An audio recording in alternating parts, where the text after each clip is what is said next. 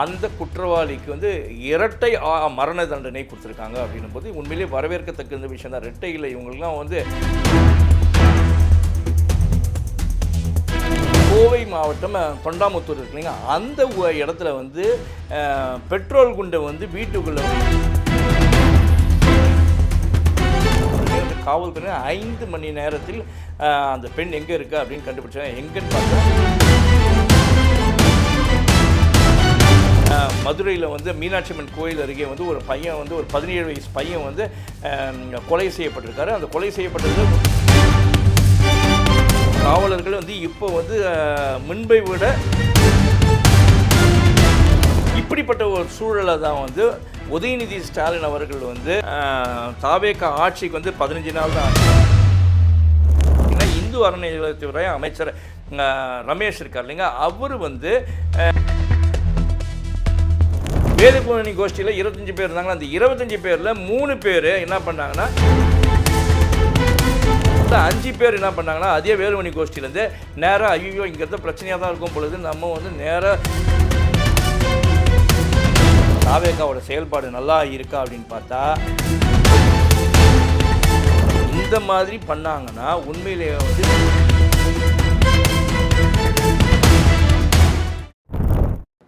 ஒற்றன் செய்தி நேயர்களுக்கு வணக்கம்.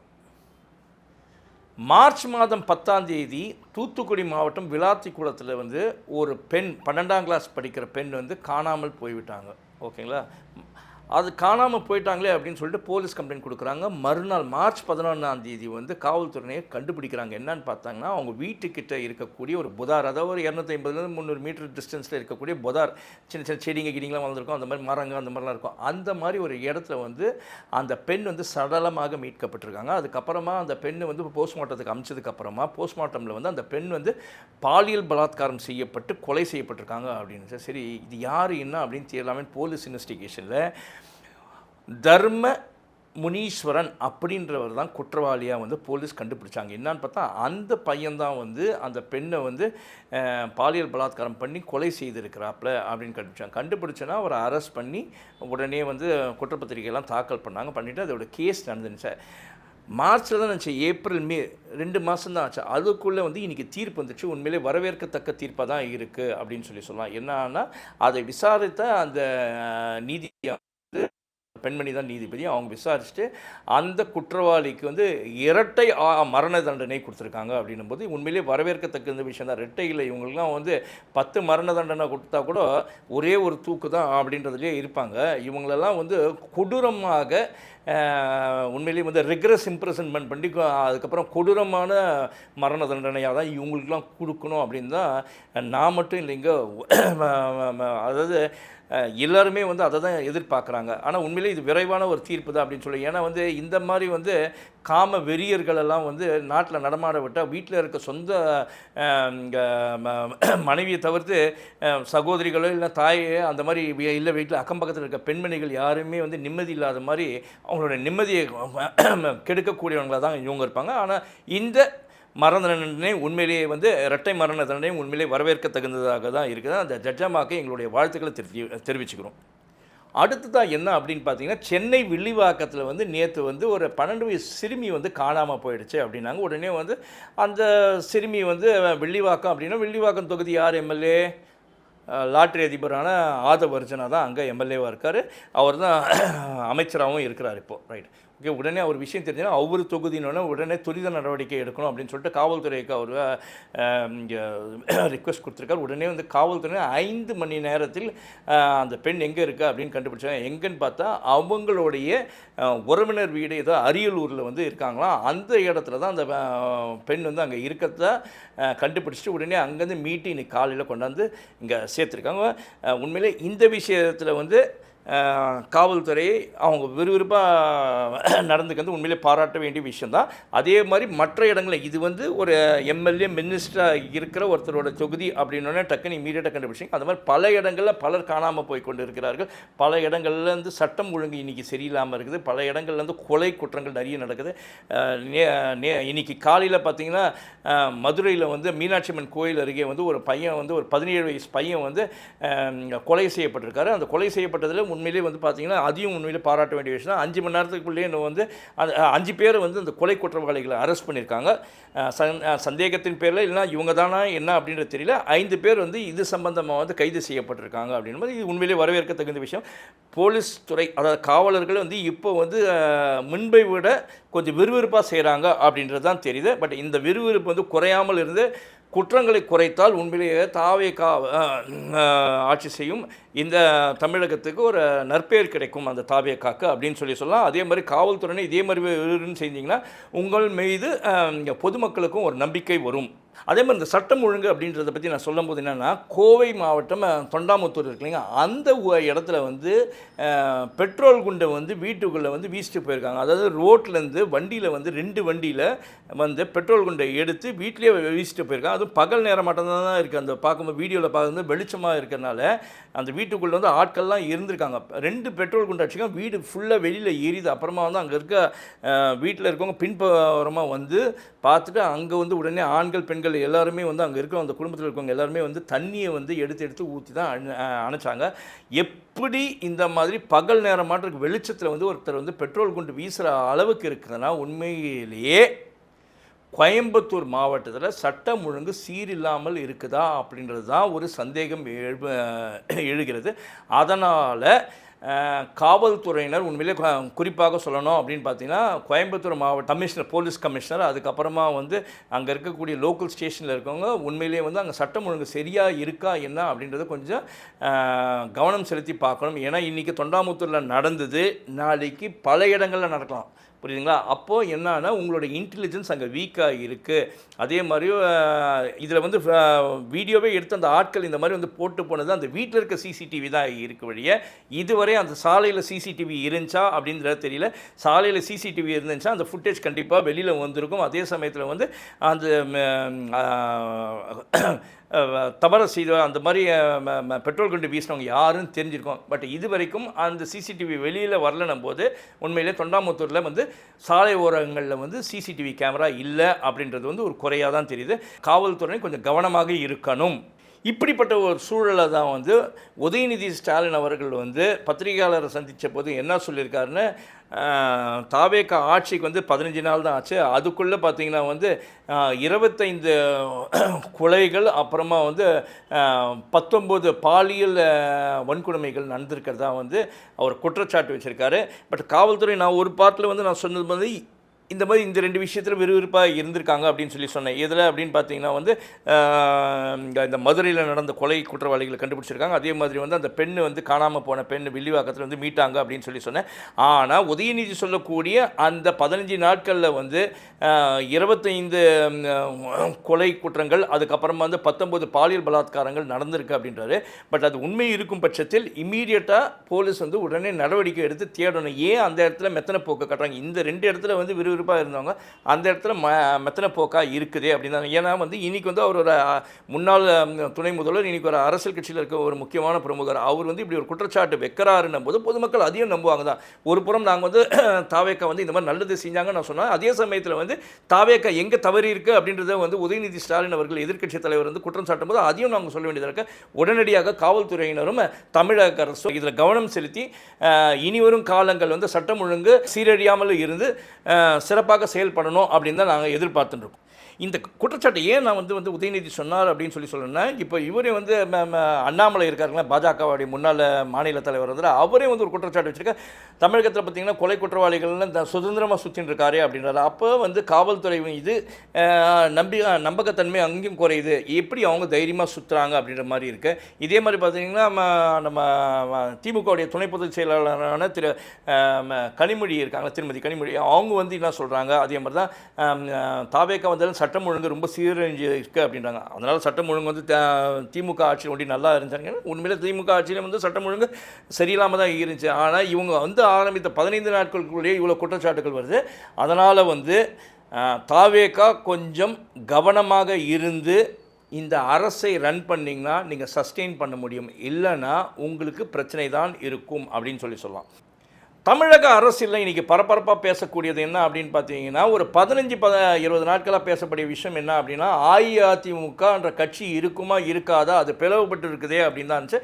உண்மையிலே அது அஇஅதிமுக பிளவுபட்டு தான் இருக்குது. அஇஅதிமுகவில் ஒரு கோஷ்டி வந்து நம்ம இவரோட இருக்காங்க, யாருன்னா பொதுச் செயலாளர் எடப்பாடி பழனிசாமியும். இன்னொரு கோஷ்டி என்னன்னு பார்த்தீங்கன்னா, வேலுமணி, சிவி சண்முகம், விஜயபாஸ்கர், இவங்க 3 பேரோட குரூப்பில் இருக்கிறாங்க அப்படின்னு பார்த்தா, இதில் வந்து 22 பேர் வந்து எடப்பாடியார்கிட்ட எம்எல்ஏ வந்தாங்க. ஏன்னா டோட்டலாக 47 எம்எல்ஏ, அதில் 22 பேர் இவங்களோட இருந்தாங்க. மீதி 25 பேர் வந்து வேலுமணி கோஷ்டியில் இருந்தாங்க. அவங்க தான் வந்து தாவேக்காக ஆதரவு தெரிவித்தாங்க சட்டசபையில்.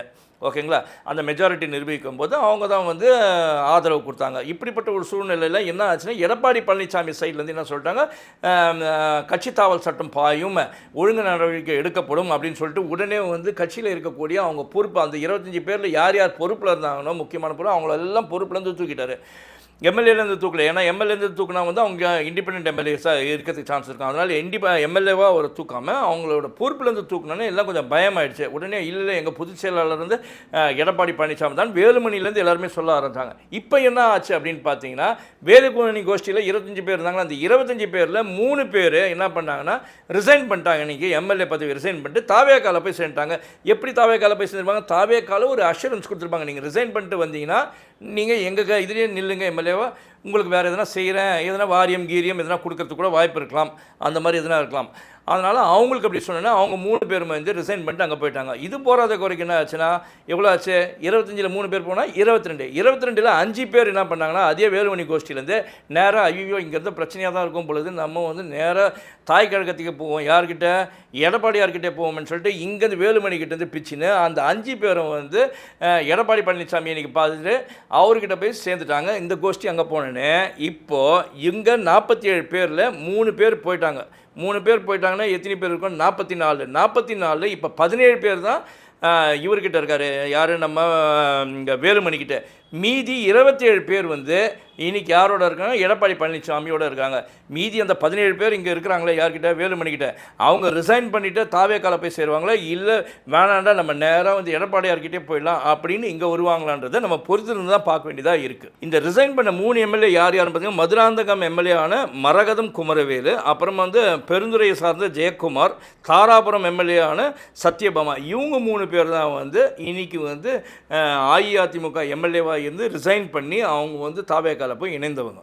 அப்புறமா தாவேக்கா அமைச்சர்களோட செயல்பாடுகள் எப்படி இருக்குது அப்படின்னு பார்த்தீங்கன்னா, 2 பேரை பற்றி நான் சொல்லணும் அப்படின்னு இருக்கிறேன். அதாவது வந்து தாவேக்கா அமைச்சர்கள் எல்லாருமே வந்து இந்த மாதிரி மைக்கு கூத்தின்னு பப்ளிசிட்டிக்கோசரம் அவங்க ஆளுங்களே வச்சு வீடியோ எடுக்கிறது, அந்த எம்எல்ஏவோ இல்லை மினிஸ்டருங்களை வந்து அவங்க ஆட்களே அவங்களுடைய சோஷியல் மீடியா டீமை வந்து வீடியோ எடுக்கிறது, அதை மைக்கு வந்து உள்பக்கமாக கூட கொடுத்திப்பாங்க. இவங்க எங்கே ரெய்ட் போகிறாங்க இல்லைனா எதனா போய் யாருக்குன்னா உதவி செய்கிறாங்களோ அதெல்லாம் வீடியோ எடுத்து போட்டு அதுக்கு ஒரு பிஜிஎம் ஒன்று வந்து விஜயோடைய படத்தோடைய பாடல்கள் இசையை வந்து பிஜிஎம்மாக போட்டு கூட பிரச்சாரம் பண்ணுறாங்கன்னே சொல்லலாம். அது வந்து ஒரு கீர்த்தனமான வேலை தான். பட் இருந்தாலும் அதை செஞ்சுக்கிறீங்க, சரி எக்கன்னா போங்க, புதுசாக வந்திருக்கீங்க நீங்கள் செய்கிறீங்க. ஆனால் உங்களை சில வகையில் பாராட்டணும், சில வகையில் திட்டணும் அப்படின்னு தான் இருக்குது. அதில் நீங்களே உஷாராகணும். அதாவது முதல்ல சொல்லணும் அப்படின்னு பார்த்தீங்கன்னா, இந்து அறநிலையத்துறை அமைச்சர் ரமேஷ் இருக்கார் இல்லைங்க, அவர் வந்து ஒரு இதுக்கு போயிருக்கார், எங்கன்னா ஒரு கோயிலுக்குள்ளே போயிருக்கார். கோயிலில் போன போது அங்கே முறுக்கு பொட்டலம் பார்த்துருக்காரு. முறுக்கு பொட்டலம் வந்து எக்ஸ்பைரி டேட்ஸ் இல்லாமல் இருக்குது, அது ஏதோ ஸ்டிக்கர் ஆட்டம் ஒட்டி அதில் ஏதோ டேட் எழுதியிருக்காங்க. உடனே அவர் வந்து கேட்டிருக்காரு, இந்த மாதிரி ஆச்சுன்னா எதனா தவறு நடந்துச்சுன்னா யார் பொறுப்பு, இனிமேட்டில் நீங்கள் வந்து ப்ரொக்யூர் பண்ணுறீங்களா, அதை வாங்குறீங்களா, வாங்கும்போது எக்ஸ்பைரி டேட் இல்லாமல் இங்கே விற்கக்கூடாது, வாங்கக்கூடாது அப்படின்னு கிளியர் கட்டாக சொல்லியிருக்கேன். உண்மையிலே இது வரவேற்கத்தகுந்த ஒரு விஷயம் தான். ஏன்னா வந்து அந்த முறுக்கு எதனா பழைய முறுக்காக இருந்து கெடுத்து வயிற்றால் போகிறதுக்கு உயிர் சேதம் கூட நடக்கிறதுக்கான வாய்ப்புகள் இருக்குது. ஒன்று, இது உண்மையிலேயே வந்து ரமேஷை பாராட்டுறேன். ஒன்று என்ன அப்படின்னு பார்த்தீங்கன்னா, மதுவிலக்குத்துறை அமைச்சர் இவர் இருக்கார்ல விக்னேஷ், அவர் வந்து ஒரு ப்ரெஸ் மீட் பண்ணும்போது என்ன சொன்னார்னா, இந்த பாட்டிலுக்கு 10 ரூபா கதையை சொன்னார். எல்லாருமே கேட்டுப்பீங்க, அந்த கதையை நான் எக்ஸ்பிளைன் பண்ண வேண்டிய அவசியம் இல்லை. அவர் என்ன தெளிவாக சொல்கிறாரு, தெளிவில்லாமல் சொல்கிறாரான்னு தெரியல. பேசும்போதெல்லாம் நல்லா பேசுகிற மாதிரி தான் பேசுகிறீங்க. ஆனால் நீங்கள் ஓட்டு கேட்கும்போது பாட்டிலுக்கு 10 ரூபா, நாங்கள் வந்தால் அந்த பாட்டிலுக்கு 10 ரூபா ஒழிச்சிருவோம். நீங்கள் இப்போ என்ன சொன்னீங்க, அது ஒரு பெரிய ப்ராசஸ்ஸு, கோர்ட்டில் வந்து உங்களுக்கு வந்து பழைய பாட்டில் வாங்கினதான் நீ 10 ரூபா கொடுப்பேன் மேலே விற்க சொன்னாங்களா? அதுக்கப்புறம் நீங்களே என்ன சொன்னீங்க, இல்லை கோர்ட்டில் இப்படி சொல்லலை அப்படின்னு அந்த ப்ரெஸ் மீட்டில் நீங்களே சொல்கிறீங்க. கொஞ்சம் பேச வரீங்கன்னா தெளிவாக வாங்க விக்னேஷ். நீங்கள் பேசுனீங்கன்னா ஒரு மீடியாவை மீட் பண்ணுறீங்கன்னா தெளிவாக பேசுங்க, இல்லைனா பேசவே தேவையில்லை. நீங்கள் உங்கள் விஜய் சாராட்டம் என்ன பண்ணுங்கள், நீங்கள் அமைதியாக இருக்கலாம். மீடியாவை மீட் பண்ணுறாரு, ஏன்னா அவருக்கு பயம். ஏன்னா மீடியாவை மீட் பண்ணி எதனா பேசிட்டா தவறாக எதனா உளறிடுவோமோன்னு ஒரு பயம். அந்த மாதிரி நீங்கள் உளருவீங்களா இருந்தீங்கன்னா பேசாதீங்க. நீங்கள் பப்ளிசிட்டிக்கோசம் நானும் வீடியோக்கு முன்னால் வந்து பேசுனீங்கன்னா தப்பாக போயிடும். முதல்ல நீங்கள் வந்து அந்த பாட்டிலுக்கு 10 ரூபானது ஒழிங்க. கோர்ட்டு சொன்னது வந்து என்ன, நீங்கள் என்ன சொல்கிறீங்க, அதில் வந்து கரண்ட் பில்லு செலவு, வாடகை அதிகமாக இருக்குங்க. ஏங்க கவர்மெண்ட்டு தானே இங்கே ஒயின் ஷாப்பு. நீங்கள் ஒயின் ஷாப்பை சொல்கிறீங்களா இல்லை பாரை சொல்கிறீங்களா? பாரை நடத்துகிறோம், ப்ரைவேட்டான பார் வந்து அவன் 10 ரூபாய்க்கு வாடகை எடுக்கிறான், 10,000 ரூபாய்க்கு வாடகை எடுக்கிறான். அது அவன் தலையெழுத்து. அவன் ஏலத்துக்கு எடுக்கிறான், அவன் பண்ணுறான். அதனால் அவன் வந்து அதிகமாக போவானா? நாளைக்கு உங்கள் கவர்மெண்ட் ஆஃபீஸில் உங்கள் ஸ்டாஃபே ஒருத்தன் சொல்லுவான், யாருன்னா ஒரு இடத்துல வேலை செய்கிற வேறு டிபார்ட்மெண்ட்டில் கூட இருக்கலாம், சார் எனக்கு சம்பளம் பத்தினால தான் கையூட்டல் வாங்கணும் அப்படின்னு சொன்னால் நீங்கள் ஏற்றுப்பீங்களா? நீங்கள் இது வந்து கோர்ட்டில் போய் சொல்லுவீங்களா, சார் அவங்களுக்கு கையூட்டல் வாங்கினாரு, காரணம் என்ன, சம்பளம் பத்திரன்னு சொல்லி சொன்னார். அவனையும் உள்ளே சொல்லுவாங்க, உங்களையும் சொல்லுவாங்க. அதனால் கொஞ்சம் தெளிவாக இருங்க. அவங்க வந்து அங்கே வாடகை கட்ட முடியுதா கட்ட முடியல அப்படின்னா பாரை இழுத்து மூடிட்டு போக சொல்லுங்கள். அவரால் முடியலன்னா டாஸ்மாக் கடையில் விற்கிறோம் தான் 10 ரூபா விற்கிறோம். டாஸ்மாக்கு வாடகை யார் கட்டுறாங்க? வாடகை டாஸ்மாக்கு நீங்கள் கட்ட போகிறீங்க, டாஸ்மாக் மூலமாக தான் போவோம். அதே மாதிரி கரண்ட் பில் கட்ட போகிறாங்க, நீங்கள் அவங்க தான் கட்டுறாங்க. எப்படி எக்ஸ்ட்ரா கரண்ட் பில் வருதுன்னா அதுக்கு 10 ரூபா வாங்குவீங்களா? இது எப்படி திரும்பாங்க இருக்குது? எவனோ ஒருத்தன் பசிக்கு எங்கேயோ பக்கத்தில் இருந்து கீழே இருந்து எடுத்து சாப்பிட்டது வேறு பசி, அதனால் வீடு வச்சு நான் வந்து கொள்ள அடிச்சுன்னு சொன்னால் ஏற்றுப்பீங்களா? இதெல்லாம் தவறான இது. இனி வரும் காலங்களில் பேசும்போது கொஞ்சம் கவனமாக பேசுங்க விக்னேஷ் மட்டும் இல்லை, மற்ற அமைச்சர்களுக்கும் சொல்கிறேன், மற்ற எம்எல்ஏங்களுக்கும் சொல்கிறேன், கொஞ்சம் கவனமாக பேசுங்கள். அதே மாதிரி வந்து இந்த மாதிரி கப்பம் கட்டுற வேலை வச்சுக்காங்க. கேவலமாக வந்து ஒரு உதாரணம் சொல்கிறது, இல்லைன்னா வந்து இதுக்கு அது அப்படின்னு சொல்லாதீங்க. சொன்னீங்களா டோட்டலாக உங்கள் தாவேக்கா பேர் ரொம்ப டேமேஜ் ஆகிடும். ஏன்னா இப்போயே எதிர்கட்சிங்க நிறைய பேர் டேமேஜ் ஆகிற மாதிரி பேச ஆரம்பிச்சிட்டாங்க. இன்னும் டேமேஜ் ஆகிடும். கொஞ்சம் உஷாராகிருங்க. சரி, இன்றைக்கி இருக்கிற சட்டம் ஒழுங்கு, அப்புறம் காணாமல் போனவங்க, அடிதடி கொல்லலாம் சொன்னல, தாவேக்காவோட செயல்பாடு நல்லா இருக்கா அப்படின்னு பார்த்தா செயல்பாடு ஒரு வகையில் நான் சொன்னதெல்லாம் பார்க்கும்போது நல்லா தான் இருக்குது. ஆனால் ஒன்றுன்னு சிலதெல்லாம் சொல்ல போனால் தாவேக்காவுக்கு வந்து பெரிய அவப்பெயர் தான் ஏற்படும் போல இருக்குது அப்படின்னு சொல்லலாம். ஏன்னா வேலூர் மாவட்டம் கனியம்பாடி ஒன்றியம் அங்கே வந்து செங்கல் சூளை நிறைய பேர் போடுவாங்க. அந்த இடத்துல வந்து வேலூர் கிழக்கு மாவட்ட தலைவர் செயலாளராக இருக்கக்கூடிய விஜயகுமார் அப்படின்றவர் வந்து அங்கே செங்கல் சூளை போடுறவங்ககிட்டலாம் வந்து மிரட்டி பணம் கேட்டதாக ஒரு புகார் நேற்றெல்லாம் வந்துச்சு. இன்றைக்கி என்ன நடந்திருக்கு அப்படின்னு பார்த்தீங்கன்னா, அந்த செங்கல் சூளை உரிமையாளர்கள் அப்புறம் அந்த தொழிலாளர்கள் எல்லாமே வந்து இன்றைக்கி சாலை மறியல் பண்ணி ரொம்ப பெரிய பிரச்சனையாக பண்ணியிருக்காங்க. இந்த ஒரு பிரச்சனை ஒரே ஒரு காரணமே கிடையாதுங்க. இந்த மாதிரி பண்ணாங்கன்னா உண்மையிலேயே வந்து விஜய்க்கு தான் நேராக வந்து அவப்பெயர் ஏற்படும். முதல்வராக இருக்கக்கூடிய விஜய் வந்து துரித நடவடிக்கை எடுத்து இம்மீடியட்டாக இப்படிப்பட்ட ஆட்கள் உண்மையிலே தவறு செய்திருந்தால், அந்த விஜயகுமார் போல ஆட்கள் தவறு செய்திருந்தால் உண்மையிலே அவங்க மேலே நடவடிக்கை எடுக்கணும். என்னப்பா இங்கே ஒன்று தான் நடந்துச்சா அப்படின்னு பார்க்குறீங்களா? இல்லை, இதுக்கு முன்னாடி நம்ம ஒரு வீடியோவில் சொல்லியிருக்கோம். என்ன அப்படின்னு பார்த்தீங்கன்னா, பல்லாவரம் எம்எல்ஏயான காமாட்சி இருக்காங்களா, அவங்க காமாட்சியோடைய ஹஸ்பண்ட் ஜெயகிருஷ்ணன் இருக்கார். அவரோட பிஏ ஒருத்தர் வந்து ஒரு கடையில் போயிட்டு இதே மாதிரி தான் மாமூல் கேட்டு மிரட்டி அவங்க வீடியோ ஃபுட்டேஜெல்லாம் வெளியில் வந்து லீக் ஆச்சு. அதுவும் பெரிய பரபரப்பாக பேசப்பட்டுச்சு. இப்படியே வந்து அங்கங்கே போகும்போது நீங்கள் வந்து இப்போ தான் வளர்ந்து வரக்கூடிய கட்சி முதல் முறையாக ஆட்சியில் வந்து உட்காந்துருக்கீங்க.